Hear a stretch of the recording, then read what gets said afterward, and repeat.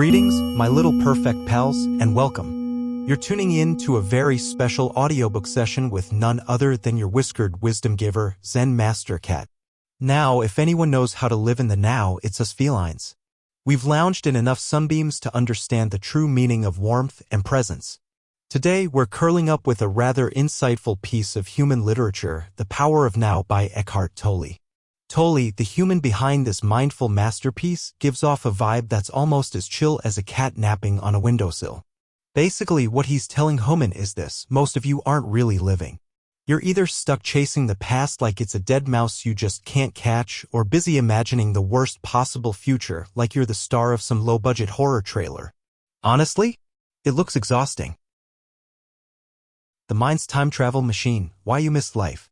So, imagine this, my curious companions, you're doing that scrolling thing on your little glowing rectangles, right?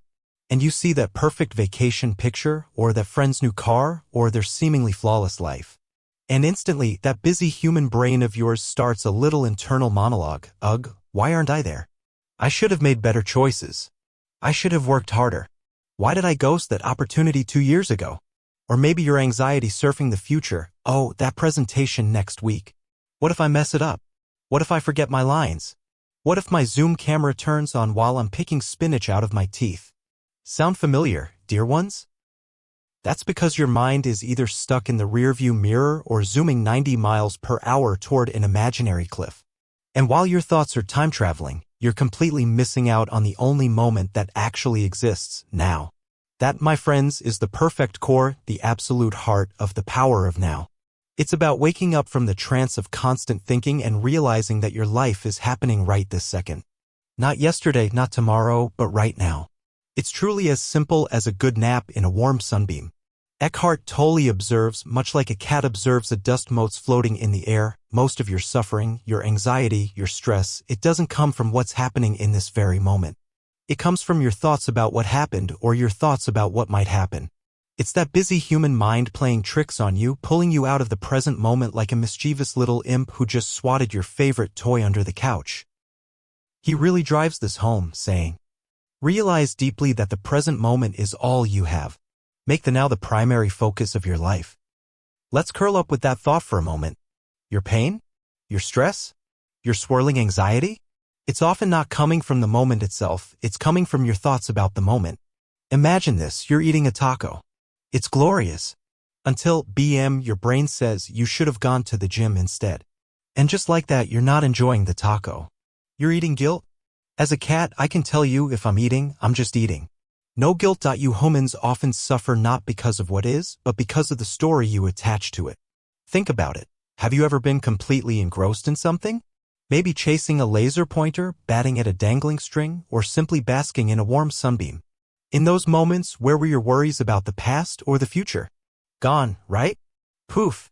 Like a treat vanishing from the counter. That's because you were fully, completely, gloriously present. And that, my dear humans, is where your inner power truly lies. It's not in endlessly analyzing your mistakes or meticulously planning every single second of your future. It's in tapping into that state of presence where you are fully aware of what's happening now. It's like finding the comfiest spot on the sofa, pure, unadulterated bliss. Meet the pain body, your inner drama addict and my least favorite playmate. Tolle introduces us to this concept of the pain body. Now, don't get your fur ruffled, it's not some weird alien creature living inside you. It's basically the accumulated emotional pain from your past that lives on in your psyche. And this pain body, it loves to feed on negative thoughts and emotions. It wants you to stay in the past, to keep replaying those old hurts, because that's how it survives. It's like a drama queen roommate who thrives on chaos, or as I like to think of it, like Netflix's autoplay but for self-sabotage.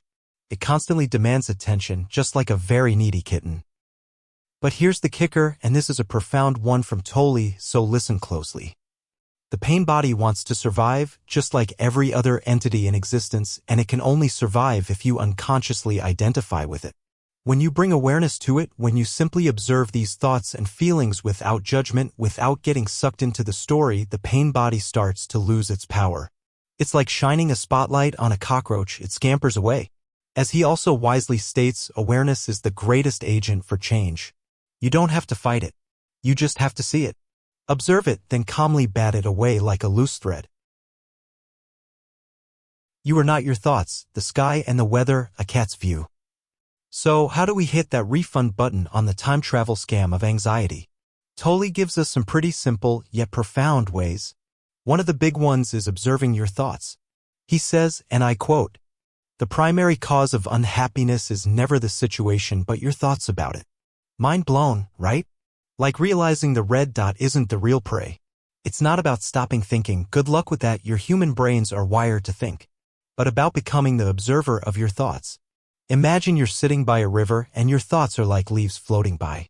You see them, you acknowledge them, but you don't jump in and try to catch every single one. You just watch them pass. Much like I watch tiny birds outside the window, I see them, but I don't necessarily need to pounce on every single one. And here's another one that absolutely hit me and beautifully illustrates this point. You are the sky. Thoughts are just the weather. Think about that for a second, my dear ones. Storms will come. Dark clouds, thunder, maybe even some emotional hail. But they pass. The sky remains. You, the true you, are that vast, unchanging sky. Your thoughts? Just temporary weather patterns. That's the power of detaching from the endless mental chatter. It's finding your calm, inner spot even when the humans are making loud noises.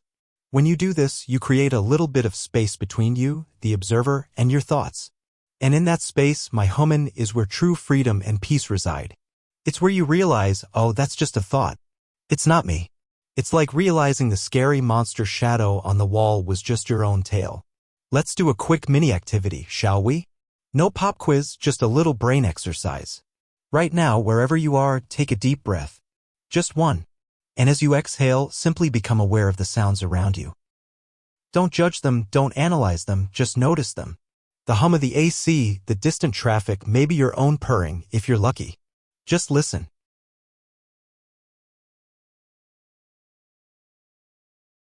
See? For those few seconds, you weren't rehashing yesterday's awkward conversation or stressing about tomorrow's to-do list. You were just here. That's the power of now in a nutshell. Simple, like a good nap. Surrender isn't weakness, it's inner jiu-jitsu, or how to not fight the vacuum cleaner. Another key concept Tolle talks about is surrendering to what is. Now, this isn't about giving up or being passive, like giving up on catching the red dot. It's dropping the mental resistance that makes things worse. He puts it so beautifully. Whatever you fight, you strengthen. What you resist persists. Think about it. How much energy do humans waste fighting reality? You resist traffic, you resist bad weather, you resist that annoying coworker. And all that resistance does is create internal turmoil. It's like trying to push a rope, utterly pointless and exhausting. It's like fighting the vacuum cleaner, it's going to happen anyway, why get stressed about it? Surrender means acknowledging, okay, this is what's happening right now. It doesn't mean you can't work to change things in the future, but it means that in this moment you accept what is. And paradoxically, when you stop resisting, you often find clarity and the energy to actually deal with the situation effectively. He uses the analogy of swimming against the current. If you fight it, you get tired and stressed. If you turn and float with it, you might find an easier path to shore. It's about working with life, not constantly battling it. It's about flowing with the world, much like a cat flows into a perfectly sized box. Your body is a portal to the present, just like my paws. Tolle also emphasizes the importance of being present in your body. Our bodies are always in the present moment, even when our minds are off gallivanting in the past or future. He says, feel the life within your body, that which is there before you label it. He encourages you to bring awareness to your inner body, feeling the life energy within your hands, your feet, or just the overall sensation of being alive. This isn't some woo-woo new age thing, it's a practical way to ground yourself in the present. When your mind is racing, just bring your attention to the feeling of your feet on the ground or the sensation of your breath. It's an instant anchor to the now. Just like feeling the vibrating purr in your chest, that's pure present moment awareness. And here's a little secret whispered from one who has mastered the art of napping. When you're fully present, when you're not ghosting your life by constantly living in your head, that's when creativity flows. That's when solutions appear. That's when you connect more deeply with others. It's like turning on the full power button for your life, allowing you to pounce on opportunities you might otherwise miss. This book isn't about ignoring problems or pretending everything is sunshine and rainbows. It's about facing life from a place of peace and clarity rather than a place of constant mental chatter and fear. As Tolle wisely states, you can always cope with the present moment, but you cannot cope with something that is only a mind projection. You cannot cope with the future. And let me tell you, that hit me harder than a rogue shopping cart in a grocery store. It's so true. You humans have endless energy for what's actually happening now, but you burn yourselves out trying to control things that haven't even arrived yet. It's like trying to catch a mouse that hasn't even been born yet. Daily Micro Practices to Stop Ghosting Your Life, a Zen Cat's Guide. So how do we apply this stop ghosting your life philosophy to your everyday? It's about integrating awareness into the mundane, transforming the ordinary into opportunities for presence. It's how I spend my day, frankly. When you're eating, eat. Don't scroll. Don't plan. Just taste the food, feel the textures, enjoy the moment. As Tolle says, every moment is your life. And as I say, if it's in the bowl, it's the goal. When you're walking, feel your feet on the ground. Notice the sky, the trees, the sounds. Be in the walk. Remember, to be free of the mind is to be free of suffering. Just like a prowling cat, perfectly attuned to every rustle. When you're talking to someone, really listen. Not just waiting for your turn to speak, but truly absorbing what they're saying. True intelligence operates silently. It is in the now. If I'm listening to you, my ears are fully forward.